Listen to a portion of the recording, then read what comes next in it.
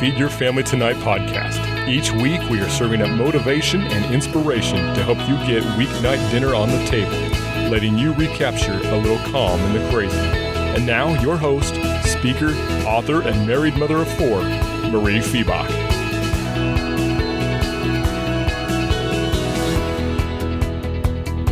Hello, friends. Welcome to the Feed Your Family Tonight podcast, episode 107. Today, we're going to start talking about the countdown to Christmas. I know, it's not even Thanksgiving yet if you're listening to this live, but I kind of feel like we all need a little Christmas right now. You know that song from the musical Mame? We need a little Christmas right this very minute. There's a line in there where they said, it's not even Thanksgiving, but the family kind of needs the joy. I don't know if you have been noticing, but I've been seeing so many people on my Instagram feed who said, forget it. I'm done with 2020. We're putting up the Christmas tree now because we need a little Christmas right now. And I feel that. I feel that in my house. We're all kind of ready for a little bit of a change of pace and a little bit of joy.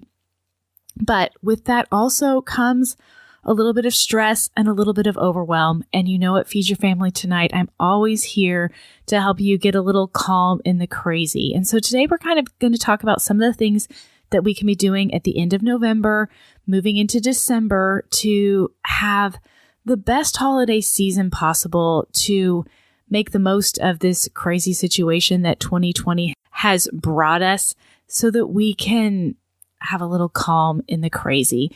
I want you to be able to have a calm and peaceful and joyful holiday season where you are having connection with the people that are most important to you. So we're going to kind of start from the beginning of what the things you need to be doing now in late November, early December to be successful. Last week, we talked about holiday gift giving, so I'm not going to touch on that too much today.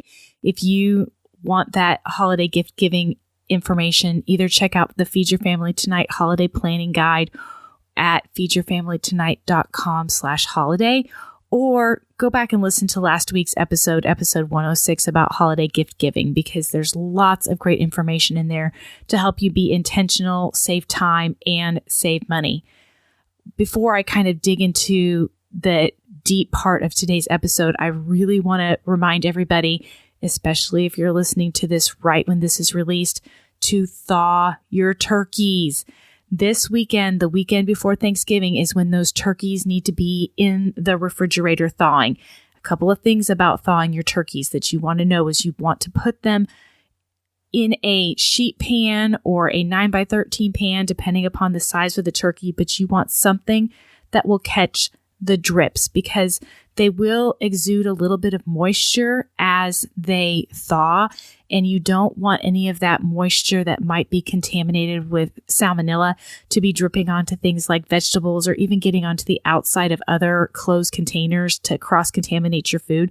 So when you get your turkey in your refrigerator thawing, you want to make sure that it's on a sheet pan or a 9x13 something to catch the drips. Here are the important times for thawing your turkey. If you're having a 20 to 24 pound turkey, it needs to be in the refrigerator by Friday, which is today, the day this episode is released. 16 to 20 pounds Saturday, 12 to 16 pounds Sunday, a 10 to 12 pound turkey or a large turkey breast. Some of those turkey breasts are like up to 10 pounds. So if you have a large turkey breast, those need to be in the refrigerator by Monday. And a 5 to 7 pound turkey breast needs to be in the refrigerator by Tuesday. I really recommend getting those turkeys ready for roasting on Wednesday in the evening so that you don't have that mess on Thursday when you're trying to plan everything else. And all you have to do is take the bird out of your refrigerator and put it in the oven. This is my little health and safety PSA. Do not add that stuffing ahead of time. If you stuff your turkey, which I really don't recommend, but if it's really important to your family and you stuff it very loosely and don't put the stuffing in until right before you put the turkey in the oven.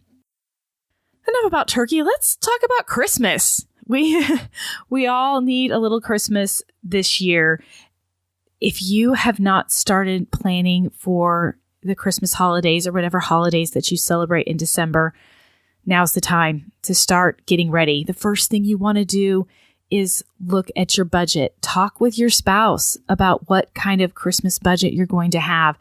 Think about all of the extra things, the extra food, the extra gifts, the extra cost of tickets for some of the activities or entertainment that you're going to have. Be really intentional about your budget, because the last thing you want to do is to go into a new fresh year of 2021 with a financial hangover from Christmas. We have so many burdens right now in 2020, and it's really important to be careful with our finances and not overspend as a way to kind of numb ourselves from the reality. I know it's really easy to do that. And I want to encourage you to set your budget, be intentional about your budget so that you can go into 21 confident that you have not overspent and you don't have regrets of spending on things to numb ourselves. Because right now, that's really tempting, isn't it? I know that when I get overwhelmed, I tend to kind of check out. That's when I'm not eating as healthy. That's when I tend to buy myself a few more treats because I want to kind of bring my mood back up. And so if you're leaning that way right now, set your budget, be intentional, make room in the budget for some treats. You definitely want to do that. Have a fun Christmas, but also be wise. Set your budget and then start a Christmas binder. You can start that binder with the Feed Your Family Tonight Holiday Planning Guide. I'll link to it in the show notes, or you can go to feedyourfamilytonight.com/holiday. There is so much information in this holiday planning guide that will help you stay on track, and it will get so many things out of your mind and onto paper. It's kind of part workbook, part guide, all sorts of great information to help you. A lot of what I'm talking about today is in that holiday planning guide and will help you stay focused and get a little bit out of the overwhelm in the holiday season.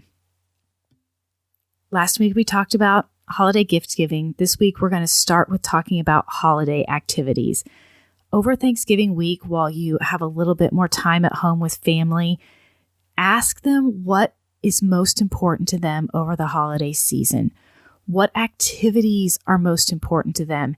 In my family, it's really important that we all go together to pick out our Christmas tree from the big box store. I mean, we're not going to a Christmas tree lot and cutting it down. We're going to like Lowe's or Home Depot, but it's still important to our family that we all go together and choose the Christmas tree together. So I am going to put time on my calendar for going to get the Christmas tree because it's very important to my family. You may have other holiday activities that are important to your family. Another thing that's really important to my kids is making gingerbread cookies. And so I'm putting that on my calendar. There may be some events that you want to go to. I know most events are kind of going socially distanced, or they're moving outside, or even sometimes being canceled. But if there are some community events that you want to go to, make sure those dates are on your calendar now. And in 2020, it's really important to look and see if you need reservations, because if events are going on, they are often going on with reduced numbers of people. Many places are requiring reservations even when reservations weren't required in the past. My daughter's Christmas concert at school this year has reservations required. Just be aware that a lot of these activities are going to require reservations. Get them on your calendar and make your reservations. It's also really important to just schedule some blocks of time for family fun. And in your family, that might be watching a Christmas movie together. It might be making cookies together. It might be going to see Christmas lights together. If these are things that are important to you, and it's important to your family, when you've asked them, they said, we really enjoy going to look at Christmas lights, please mark a time on your calendar to do that. I want to give you an example about that isn't about a holiday activity for the family, but it is about me. I wrote on my calendar my pre-holiday shopping, which is actually next week's episode, so listen for that next week. But I marked on my calendar pre-holiday shopping, and then one of the organizations that I volunteer with wanted to have a meeting that week. that morning that I had blocked off for holiday shopping, pre-holiday shopping, was one of the dates that the people really, really wanted. And I said, I can't do it then. Now, could have I moved my pre-holiday shopping to the afternoon and then done the meeting in the morning? Yeah, I could have. But it's so much better doing pre-holiday shopping in the morning. And I really want to honor the time that I have scheduled for myself. And so I said no. And do you know what happened? Nothing. They found another date. So put these important things on your calendar, and then you can say yes to the things that are most important and no to things that are good but less important. Next up on things to do end of November, early December is Christmas cards. If you are sending out physical Christmas cards or e-Christmas cards, or maybe you're just putting a graphic and a picture and a Merry Christmas up on your Facebook page and call it good for a Christmas card, no shame in that. I've done that many, many, many times. Now's the time to finalize your Christmas list. I really encourage you to count how many people are on your mailing list before you go to order cards. I have done it the opposite way and have ended up with so many extra cards in the past that I just felt really silly. So I'm going to be smart this year and I'm going to count my list before I order my cards. I encourage you to do the same, but get your cards ordered. You can even address them, stamp them, and put them in the mail. After Thanksgiving, it's fair game to send out Christmas cards. So be ready for that. The other thing is, what do you do with the Christmas cards that come in? Do you have a place for them to land? So many of them have letters that are thoughtful that I want to read, but I often don't take the time to read them the day that they arrive in my mailbox. Do you have a place to hold your Christmas cards? My mother always had a basket on the fireplace that she put all of the Christmas cards in. And then when she had a few minutes, she would go and read a few and then sort through them and look at them. I have gotten in the habit of actually stapling the Christmas cards to pieces of ribbon and tying the ribbon to my banister. And so I have this kind of like little wall of cards and I get to see all of my friends' faces. And that's always a kind of a fun tradition that I have done. And then I keep the letters in a different place and I sort through them. I honestly don't read most of the Christmas letters until after Christmas, that week between Christmas and New Year's where things kind of slow down a little bit. I usually take the time to sit and read all of the Christmas letters, but get a place for the Christmas cards that are coming to your home to land so that they don't just kind of float around your house. You can do something fun with them and display them, or you can just put them in a special place or a special box, but have a place for your Christmas cards to land. I want to talk about gift wrapping. I recommend people get a gift wrapping station.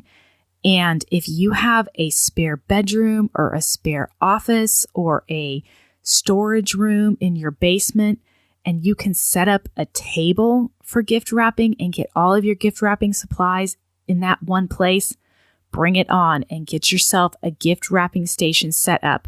If you are like me and your kids are home way more than they used to be, and you feel like every inch of your house is full and being used, then you want to just get a gift wrapping kit. And for me, that is a small pencil box that has tape and scissors and labels and pens and markers. And then I have another box that has wrapping paper, tissue paper, wrapping bags, and I can pull those two boxes out and I can start wrapping gifts. I usually do it on my bedroom floor.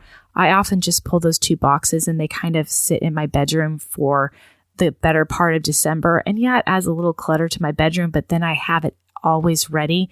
As your gifts come in, I encourage you to wrap them right away and mark on your gift giving sheet that they are wrapped and where you have put them.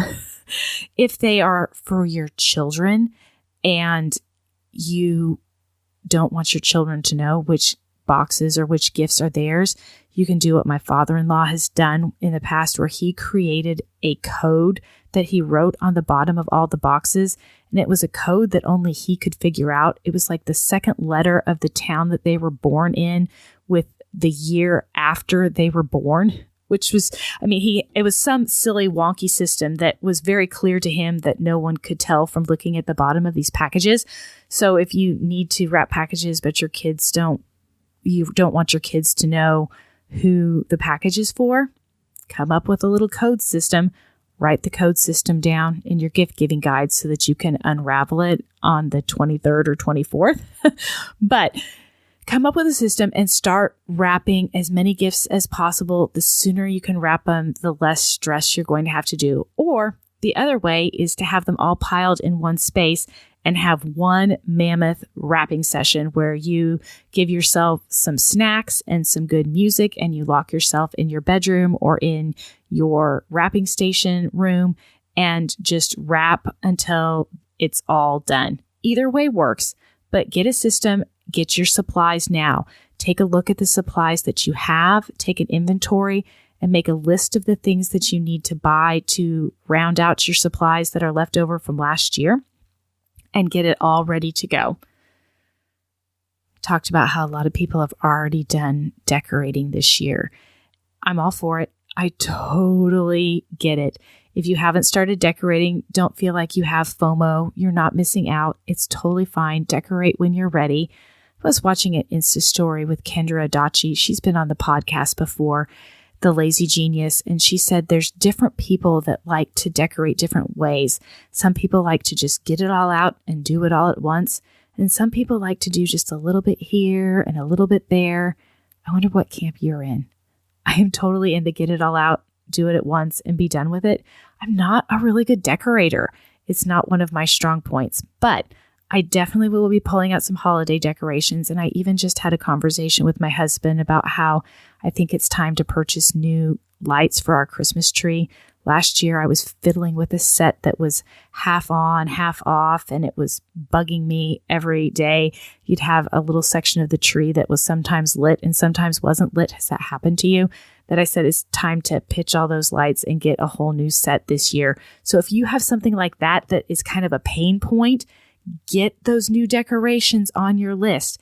And maybe in 2020, you want to add some more decorations, or maybe you want to simplify and have fewer decorations. It doesn't really matter how you look at it, but now is the time to think about your decorations, make any purchases of things that you need to add. The last little thing that I always encourage people to think about is their holiday donations. So many organizations are in need this year, and a lot of them are going to be sending out requests in the next few weeks asking for your donations. I encourage you to think about who you want to donate before you start getting these requests. There are so many requests that are going to come your way, and if you have chosen before what your budget is and who you're going to donate to, then it's much easier to say no. All of this Christmas planning and holiday planning is about choosing what is most important to you for this year. It might change from year to year, but choosing what is most important to you so that you can say yes to the things that are most important and no to things that are good but less important. So when the donation requests come and you say, this is a really good organization, but we have chosen to give our money to this other organization this year, you feel much less guilty, and you can take pride in the fact that you chose and were intentional. Next week, we're going to talk about one of my biggest things for holidays is the big pre-holiday shopping for basics.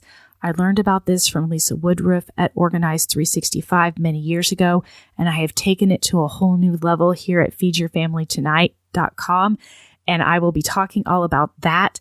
Join me in the Feed Your Family Tonight Facebook group. I'm always there to answer your questions and can't wait to hear how the holidays are shaping up in your home.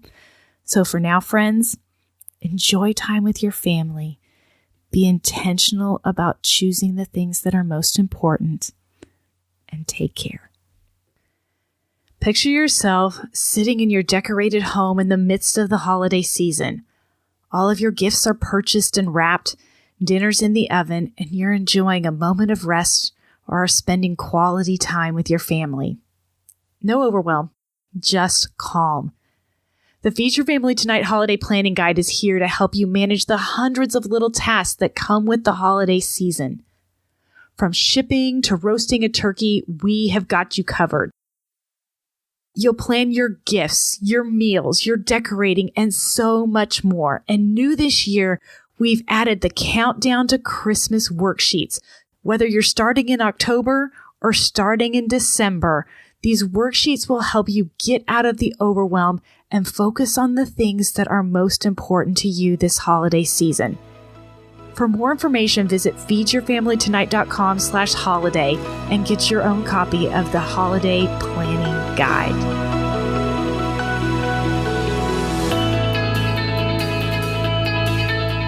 Thanks for listening to Feed Your Family Tonight podcast with your host, Mariefiebach. If you like the show and want to know more, please visit feedyourfamilytonight.com.